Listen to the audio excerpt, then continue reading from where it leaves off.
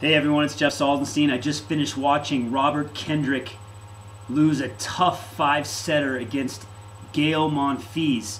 Gael Monfils is top 20 in the world. And, well, who is this Robert Kendrick guy anyway? Well, Robert has been playing on the tour for several years. I've known him probably about 12 years. I first saw him at Saddlebrook during a college training camp. He went to Pepperdine, and then he went on to the University of Washington, played 3 years, then went out on the tour, and he's consistently been between 100 and 150 in the world for most of his career. However, in the last few years, he made a little jump. He broke into the top 100, and Robert epitomizes the challenges that some of these great American players have. He's consistently been between 100 and 150. He's had a chance to beat Nadal at Wimbledon. He went 5 sets against him there a few years ago. Today, 5 sets against top 20 Gael Monfils. He was in position to win. And when he lost that final match point, you could see the disappointment on his face because he's probably north of 30. I think he's about 32 years old. He doesn't have that many more years left. This was a golden opportunity at the US Open today.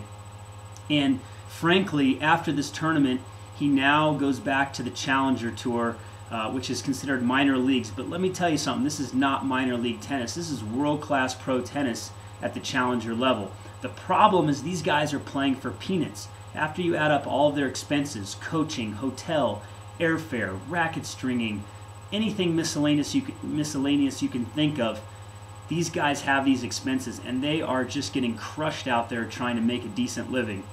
And there has to be a way to get these guys that are just outside the top 100 to make a better living. You know, you see NFL players, basketball players, golfers. Some of these guys are in the end of the bench. Some of these guys are ranked 200, 300 in the world in their respective sports, and they are making bank out there. But tennis players are starving.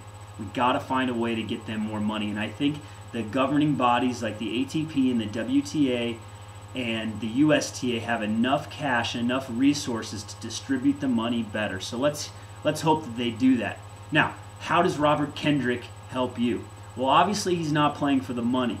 He's got to be playing, one of the reasons at least, because he's a dreamer, because he's passionate about his tennis, passionate about his craft. It's what he knows. And if you want to be great at tennis, if you want to keep improving, you've got to have that passion. And you can tell when you're on the court which players have passion and which players don't. And the ones that are the dreamers, the ones that have goals, the ones that are passionate, they're the ones that are going to find solutions. They're going to surround themselves with the right players, the right people, the right coaches, all the mentors you need to improve. So I encourage you to follow Robert Kendrick's lead and to find your passion for tennis. Make it come from within. Don't have it come from a parent or from a family member or someone else. It's got to come from within. If you want to get good at tennis, you've got to have that passion.